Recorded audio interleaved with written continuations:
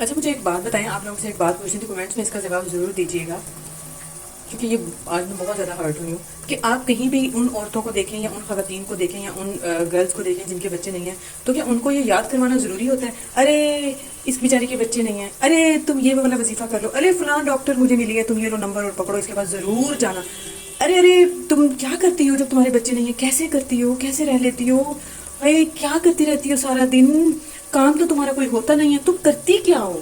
مطلب ایسے لوگ فرض سمجھ لیتے ہیں کہ آپ کو آپ تو غافل ہو چکے ہیں نا اولاد سے، تو انہوں نے آپ کو یاد دلاتے رہنا ہے، آپ کے اتنے خیر خواہ ہیں کہ وہ آپ کو بتاتے رہیں گے کہ آپ فلاں سے علاج کروا لیں، فلاں وظیفہ کر لیں۔ دیکھیں یہ بہت زیادہ تکلیف دہ مرحلہ ہوتا ہے، بہت زیادہ تکلیف ہوتی ہے کہ آپ جب ہم جیسی خواتین اپنے آپ کو سنبھال کے ہنسنے کی کوشش کرتے ہیں، ایک ٹائم اچھا گزارنے کی کوشش کرتے ہیں، لیکن لوگ کچھ نہ کچھ بول دیتے ہیں۔ دیکھیں ہمیں بھی پتہ ہے علاج کروانا ہے، ہمیں بھی پتہ نہیں وہ کتنا علاج کروا چکی ہے، پتہ نہیں وہ کیا کیا کچھ پڑھ چکی ہے، لیکن نہیں جی ارے میری فلانی بہو نے فلانی نے یہ کیا تھا، یہ پڑھا تھا، تم بھی پڑھو، 1 مہینے کے اندر اس کو مل گیا تھا۔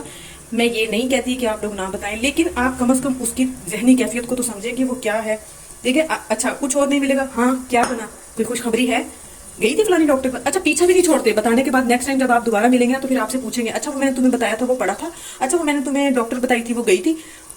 مطلب کسی حال میں کسی کو جینے نہیں دینا، غربت ہے تو بھی اس کا تماشا بنانا ہے، ارے بیچاری بڑی غربت میں رہ رہی ہے، اگر پیسہ ہے تو ارے پتہ نہیں اس کے پاس پیسہ کہاں سے آ رہا ہے، اگر وہ کہیں خوش رہ رہی ہے تو ارے بڑی آزاد ہے، ہر وقت خوش رہتی ہے۔ مطلب کیا یار، آپ لوگ سوچیں، آپ لوگوں نے بھی جانا ہے، آپ لوگوں نے بھی جواب دہ ہونا ہے، اگر کسی کا دل ہرٹ ہوا ہے آپ کی وجہ سے تو آپ کا کیا بنے گا، کیا بنے گا آپ کا؟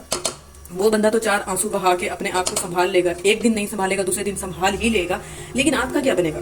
آپ لوگوں کے ہاتھ میں اگر کسی کو کچھ دینا ہوتا نا تو میں تو کہتی ہوں آپ لوگ پتہ نہیں کیا کرتے۔ یہ تو شکر ہے اللہ تعالیٰ نے اولاد ہو، رزق ہو، دولت ہو، صحت ہو، تندرستی ہو، کچھ بھی ہو اللہ تعالیٰ نے اپنے ہاتھ میں رکھا ہے، اللہ تعالیٰ دینے والا ہے، اللہ نے ہی دینا ہے، لیکن ہم لوگ پھر بھی بندوں کو جینے نہیں دیتے، یہ نہیں سوچتے کہ یار اس کے ہاتھ میں تو نہیں ہے، اس کے ہاتھ میں تو نہیں ہے نا کہ وہ خود سے پیدا کر لے اولاد یا کہیں سے بھی لے، اچھا کچھ اور نہیں، ارے تم کہیں سے گود کیوں نہیں لے لیتی، تم کیسے رہتی ہو، تم گود لے لو نا۔ مجھے ایک بات بتائیں کون دیتا ہے آج کل گود؟ اگر کوئی ہے نا گود دینے والا بندہ جو کہیں سے بھی مل رہے ہیں بچے تو مجھے کمنٹس میں آ کے بتا دیں، میں فوراً وہاں چلی جاؤں گی لینے کے لیے۔ گود نہیں لینا چاہیے یا کوئی دیتا نہیں ہے، دیکھیں جو کوئی دیتے ہیں ان کی شرط و شرائط اتنی ہوتی ہے کہ غریب بندہ جو ہے اتنی افورڈ نہیں کر سکتا، ٹھیک ہے۔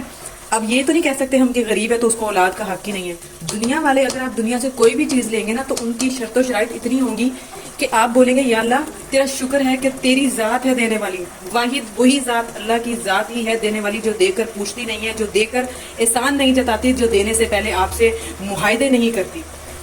تو میں یہ نہیں کہتی کہ کچھ لوگ خیر خواہ بھی ہوتے ہیں، ٹھیک ہے، آپ کے اپنے بھی ہوتے ہیں جو آپ کو ایک اچھا مشورہ بھی دیتے ہیں، لیکن بار بار یہ اتنا تکلیف دیتا ہے، اتنا تکلیف دیتا ہے نا یہ بات کہ ہم لوگ اس وقت بیان نہیں کر پا رہے ہوتے۔ اچھا کچھ لوگ اگر آپ کہیں کہہ دیں گے ہمارے لیے دعا کیجیے گا تو وہاں پہ آپ کو تانا دے دیا جاتا ہے، ارے تم تہجد پڑھو نا، تم تہجد پڑھو، تم تہجد پڑھو اور تہجد میں دعا مانگو۔ میں تو اتنی دعائیں مانگتی ہوں تہجد میں، اتنی دعائیں مانگتی ہوں کہ تم بھی تہجد پڑھ کے اللہ سے دعا مانگو اور تمہاری دعا قبول ہو جائے گی۔ مطلب یہاں بھی آپ کو ڈی گریڈ کر دیا جاتا ہے کہ آپ اللہ کے قریب نہیں ہیں، تو اس لیے آپ کی جو ہے نا کوئی بھی دعا جو ہے وہ قبول نہیں ہو رہی، تو جس کی وجہ سے جو ہے نا آپ جو ہے اللہ کے زیادہ نزدیک ہو جائیں، اللہ سے آپ مانگیں، اللہ سے گر گڑائیں، کیونکہ ہم لوگ تو اللہ سے مانگ رہے ہیں تو اللہ تعالیٰ ہمیں جو ہے وہ فوراً دے رہے ہیں، تو آپ جو ہے وہ صحیح طریقے سے نہیں مانگ رہے ہیں، تو اس لیے آپ مانگیں تو اللہ تعالیٰ آپ کو دے۔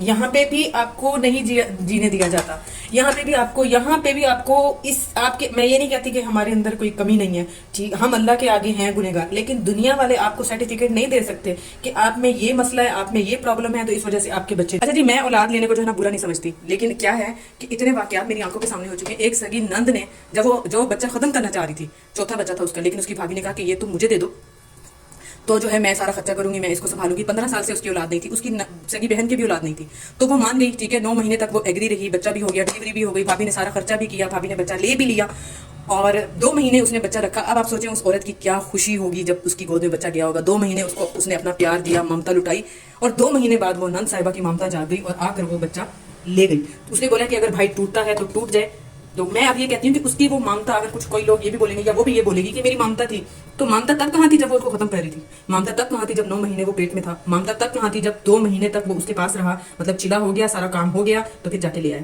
تو میں یہاں پہ یہ نہیں بولوں گی کہ یہاں پہ نند غلط ہے یا بھابھی غلط ہے۔ دیکھیں 5 انگلیاں برابر نہیں ہوتی، کہیں بھابیاں اچھی ہوتی ہیں تو کہیں نندیں بری ہوتی ہیں، کہیں نندیں بہت اچھی ہوتی ہیں، خدمت گزار ہوتی ہیں، ڈرنے والی ہوتی ہیں کہ بھابھی سے رشتہ خراب نہ ہو جائے، ٹوٹ نہ جائے۔ وہاں پہ بھابیاں جو ہے نا بدگمان نکل آتی ہیں اور بے فیض نکل آتی ہیں۔ اور اس طرح سے آپ کی جڑیں کاٹتی ہیں کہ آپ کو اپنے اوپر پچھتاوا ہونے لگتا ہے. آپ کو یہ ہوتا ہے کہ کاش میں بھی ویسے ہی نند بن جاتی جیسے معاشرے میں مشہور ہے. تو اس لیے میں یہ نہیں کہتی کہ ساری 5 انگلیاں ایک برابر ہے. کہیں کوئی اچھا ہے تو کہیں کوئی اچھا ہے.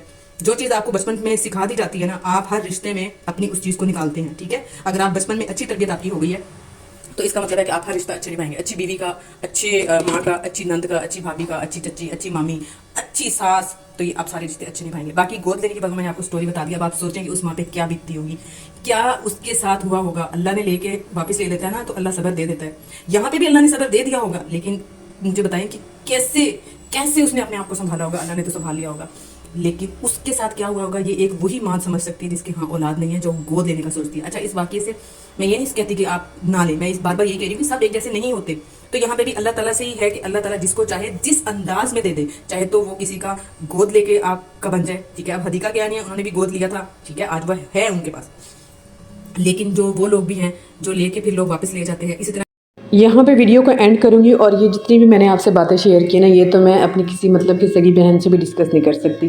یہاں پہ بس اپنا تھوڑا سا بوجھ ہلکا کیا ہے, اور دعا کروں گی کہ اللہ تعالیٰ جتنے بھی بے اولاد ہیں سب کو نیک اولاد عطا کرے, اور دنیا اور آخرت کی سب بھلائیاں, سب نعمتیں سب کو عطا کرے. آمین. اللہ حافظ.